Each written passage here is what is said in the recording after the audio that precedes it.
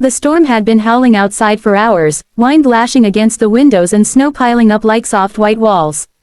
Inside, I was trying to keep our small fire alive, wrapping my son Ethan in a blanket that barely held warmth. He was only 8, small for his age, but his heart was bigger than anyone I knew. That night, while the world outside froze, fate decided to test the warmth of our souls. Around 9 p.m., there was a knock on the door, faint and weak. My husband and I exchanged worried glances. No one sane would be out in that storm.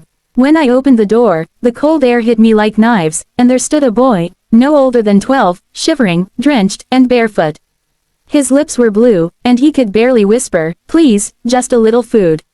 Without thinking, I pulled him inside. My mother-in-law, who was sitting by the fire knitting, gasped like I had committed a crime. "What are you doing?" she shrieked. "You don't bring strangers in during a storm. He could be a thief." But all I saw was a child, hungry, scared, and freezing.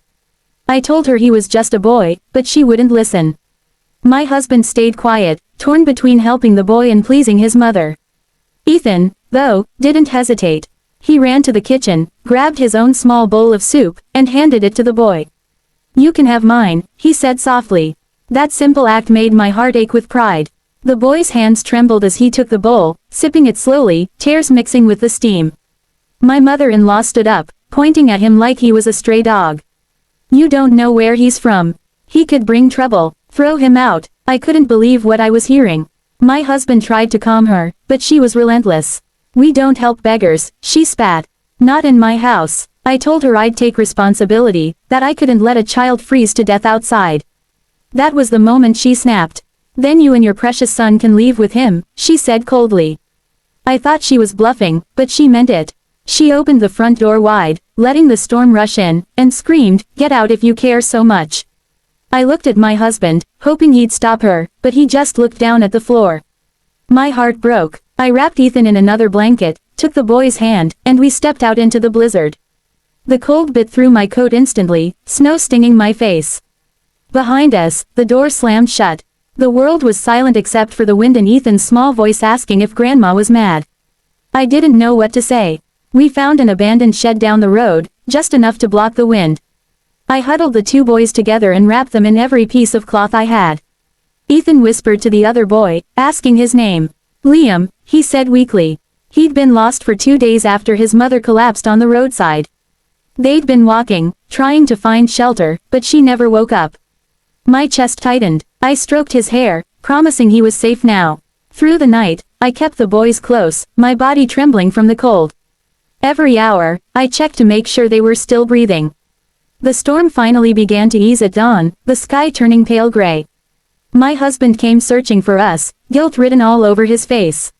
He brought a blanket and whispered that his mother had gone too far. He wanted us to come home, but I couldn't. I looked at the boy sleeping on my lap and said, "This is home now, wherever kindness lives." We took Liam to the local shelter the next day, where he got medical care and food. The staff said he'd make a full recovery. They thanked me for saving him, but I didn't feel like a hero. I was just a mother who couldn't watch another child suffer. When Ethan woke up that morning, he looked at me with sleepy eyes and asked, "Mom, was I bad for giving my food?" I held his face and whispered, "No, sweetheart. You were the only one who was good." My husband's eyes filled with tears. He finally saw what I meant the night before, that compassion isn't weakness, it's strength. Months later, my mother-in-law came to visit, bringing a small gift for Ethan. She didn't apologize, but she couldn't look me in the eye. When Liam visited us again, clean and smiling, she froze. He thanked her for letting us help him that night. She looked away, silent, as if realizing how cruel she'd been. That winter changed everything. My husband stood up to his mother more, our home became warmer, not just with fire, but with love. And Ethan, every night before bed, said a small prayer for anyone hungry or cold. I learned something too, that sometimes, doing what's right will cost you comfort, family, and peace for a while. But when I saw that boy alive and smiling, and my son proud of his kindness, I knew I'd made the right choice. Because no storm outside could ever be worse than the coldness of a heart that refuses to help. The morning after the storm, the world looked like it had been washed in white silence. Snow covered every roof, every path, and even the pain of the night before seemed hidden beneath its softness. But inside me, nothing was calm. My son Ethan hadn't spoken much since we left my mother-in-law's house. His small hands clung to mine as we sat near the shelter's weak fire. The boy we'd rescued, Liam, was resting under a blanket nearby. He was breathing better now, his cheeks no longer ghostly pale. Yet, my heart was still broken from what had happened. I could not forget how easily my family had turned us out into the cold, all because we chose kindness. Ethan finally looked up at me, his big brown eyes filled with something I couldn't quite describe, confusion, hurt, and guilt all mixed together. His voice was soft when he asked, "Was I bad, Mom?" The words hit me harder than the wind ever could. I froze for a moment, my throat tightening. I hugged him so tightly that he squirmed. "No, my love," I whispered. "You were good, better than any of us." But he shook his head. "Grandma said I shouldn't help strangers. She said good people listen." I didn't listen. I looked at him and felt tears sting my eyes. What kind of world teaches a child to doubt his kindness? I told him the truth. "Ethan, sometimes people forget what good really means. Being good isn't about obeying fear. It's about doing what's right, even when it's hard." He blinked, thinking deeply, then whispered, "So Grandma was wrong." I nodded slowly. Yes, she was. And so was everyone who stayed quiet. The storm outside had taken our warmth, but my son's question took something deeper from me. It made me realize how fragile goodness is when surrounded by cruelty pretending to be wisdom. That night, while Ethan slept, I stayed awake watching Liam breathe. He'd told me earlier that his mother never woke up in the snow. I didn't know where her body was, but I promised him I'd find out. The thought of that boy wandering alone while families like ours sat by fires made me sick. The next morning, I went back to my mother-in-law's house. The snow was piled high against the porch. When she opened the door, her expression was cold, but not as cold as her words. "You're back already. Did your little charity case die?" she said. I wanted to scream, but instead, I asked for blankets and food for the shelter. She laughed. "You think I'm giving my food away? You've lost your mind." I stood taller than I ever had before. "No," I said calmly. "I finally found it." My husband came out behind her, his face pale. He said nothing at first, but when I turned to leave, he called out, "Wait."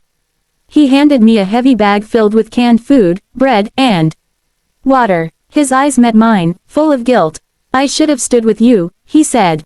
"You were right." My mother-in-law hissed behind him, but he didn't turn around. For the first time, he chose kindness over comfort. Back at the shelter, Liam's eyes lit up when he saw the food.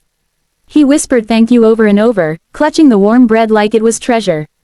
I sat beside him and felt peace for the first time in days. Later, the shelter volunteers helped locate his mother's body. They gave her a small, quiet burial, and Liam asked me to come.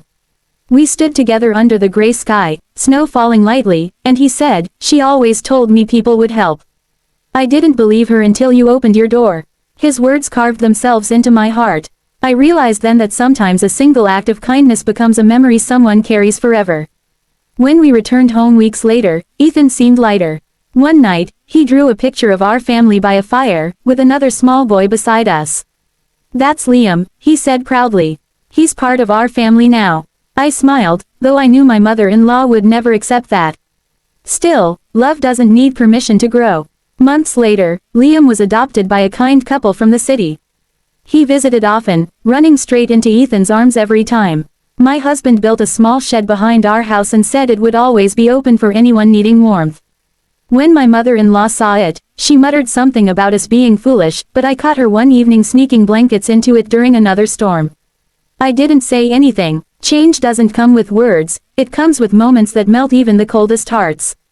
That night, as the wind howled again, Ethan crawled into my lap and asked, "Mom, do you think Grandma's good now?" I smiled softly. "She's learning," I said. Sometimes, people forget what love means until they see it. He rested his head on my chest, whispering, "I hope no kid ever gets cold again." I looked out the window at the snow and whispered back, "Not while we're here." The storm may have thrown us out once, but it also showed us who we truly were. My family's cruelty had broken something, but it also built something new, a promise that no child would ever be left in the cold again, not while my heart still beat.